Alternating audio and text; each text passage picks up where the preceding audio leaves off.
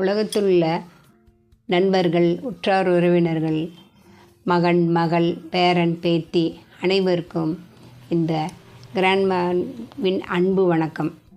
இப்போ அந்த காலத்தில் பாவாடை ஜாக்கெட்டு அதுதான் பேஷனாக இருந்தது. அப்புறம் கொஞ்சம் இதாக இருந்ததுங்கும்போது பட்டு பாவாடை ஜாக்கெட், அதுக்கு மேட்சாக பார்டருக்கு தகுந்த மாதிரி ஜாக்கெட் போடுவாங்க.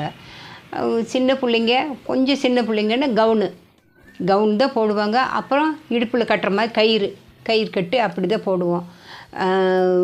கவுனு சின்ன பிள்ளைங்களுக்கு அப்படி ஒரே இது சிம்மிஸ் அப்படின்னு சொல்லிட்டு சிம்மிஸ் தான் போடுவோம்.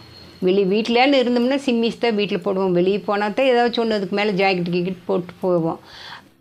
அதே மாதிரி பெரிய பிள்ளைங்க ஒரு குறிப்பிட்ட ஏஜ் வர வரைக்கும் பாவாடை ஜாக்கெட்டு தான் போடுவாங்க. ஏஜ் அட்டன் பண்ணின பிறகு தான் பாவாடை தாவணியாக கட்டுவாங்க. பாவாடை தாவணி கட்டுறதும் கூட கல்யாணம் பண்ணுறதுக்கு ஒரு மாதம் 2 மாதத்துக்கு அப்புறம்தான் சேலையே கட்டுவாங்க. சேலையே கட்ட மாட்டாங்க அதிகமாக. கல்யாணமான பொண்ணு தான் சேலை கட்டும். மற்றபடி எல்லோரும் பாவாடை தாவணி, பாவாடை ஜாக்கெட்டு, கவுனு. அப்போ பொண்ணுங்கள்லாம் சேலைன்னும் போது பட்டு சேலை இதுதான் கட்டிகிட்ருப்பாங்க. எங்கேயாச்சும் விசேஷம்னா கல்யாணம் பொண்ணு மாப்பிள்ளைன்னு போனாங்களால நல்லா தனியாக தெரியும்.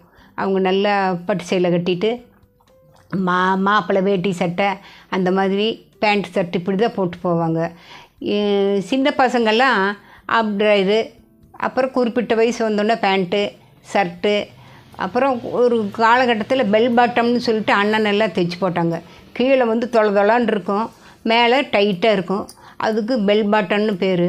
பேண்ட்டு அதுக்கு ஒரு இன் பண்ணிட்டு போகிற மாதிரி பெல்ட்டு இந்த மாதிரி தான் கட்டுவாங்க. வேட்டி சட்டையெல்லாம் கட்டவே மாட்டாங்க. கல்யாணத்தப்பந்தான் அந்த ஒரு சடங்கு அப்படின்னு செய்யும்போது அவங்க வேட்டி சட்டை இதெல்லாம் போடுவாங்க. மற்றபடி வீட்டில் இருக்கும்போதெல்லாம் யாருமே வேட்டி சட்டை கட்டுறதில்ல. இப்போல்லாம் சின்ன குழந்தைங்களுக்கு கூட வேட்டி சட்டை வாங்கி கொடுத்து ஒரு ஃபங்க்ஷன்னா கூப்பிட்டு போகிறாங்க. ஒரு நல்ல குட்டி குட்டியாக அழகாக இருக்குது அதெல்லாம். ஆனால் அந்த காலத்தில் அப்படி இல்லை. வேட்டி சட்டைங்கும்போது அந்த கல்யாண ஃபங்க்ஷன் ஒன்று தான். அப்புறம் கல்யாணமானவங்க தான் வேட்டி இதெல்லாம் கட்டுறது பண்ணுறது. மற்றபடி எல்லாம் பேண்ட்டு ஷர்ட்டு. பெரியவங்களும் அதே மாதிரி வயசானவங்களும் வேட்டி சட்டைங்கும்போது வயசானவங்க தான் எல்லாமே கட்டுவாங்க பண்ணுவாங்க.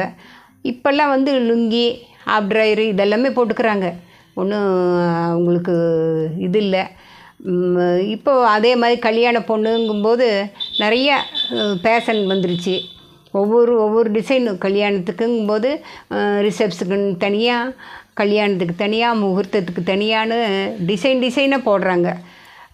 ஒவ்வொன்றும் மாப்பிள்ளையும் சரி பொண்ணும் சரி அதுக்கு அவங்களுக்கு தகுந்த மாதிரி இது பண்ணி அரேஞ்ச் பண்ணி நல்லா பண்ணிக்கிறாங்க. காலையில் ஒன்று, மத்தியானம் ஒன்று, சாயந்தரம் ஒன்று, ரிசப்ஷனுக்கு ஒன்றுன்ட்டு நல்ல ஆடம்பரமாக இருக்குது. முன்னெல்லாம் அப்படி இல்லை. ஒரு வேட்டி சட்டை அப்படிங்கும்போது மஞ்சள் வேட்டி மஞ்சள் சேலை தான் கட்டி தாலி கட்டுவாங்க பண்ணுவாங்க. அப்போல்லாம் இதெல்லாம் சட்டியெல்லாம் வச்சு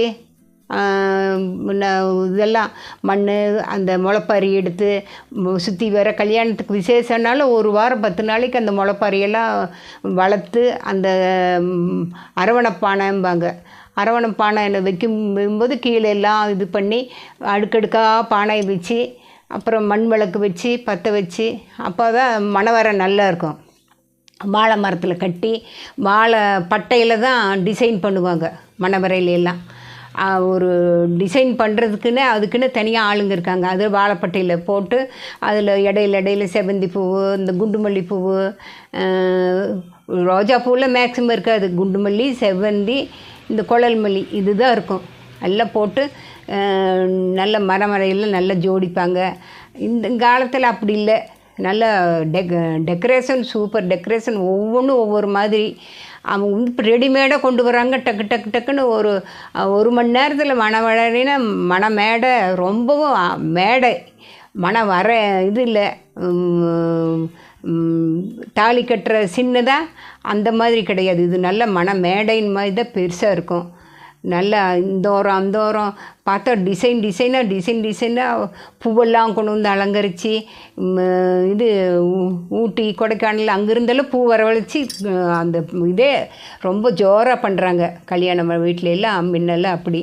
இப்போது அதே மாதிரி ஸ்வீட்டுன்னா முன்னெல்லாம் லட்டு, ஜிலேபி, மைசூர் பாக்கு இதுதான் இலையில் வைக்கிறது. உங்கள் வீட்டில் என்ன பலகாரம் அப்படின்னா லட்டு, இன்னைக்கு காலையில் என்னென்னா மைசூர் பாக்கு, ஜிலேபி, இந்த 3 தவிர்த்து நாங்கள்லாம் அதிகமாக எந்த கல்யாண வீட்லேயும் சாப்பிட்டதில்ல. இப்போ அப்படி இல்லை, டிசைனாக வெரைட்டியாக இருக்குது.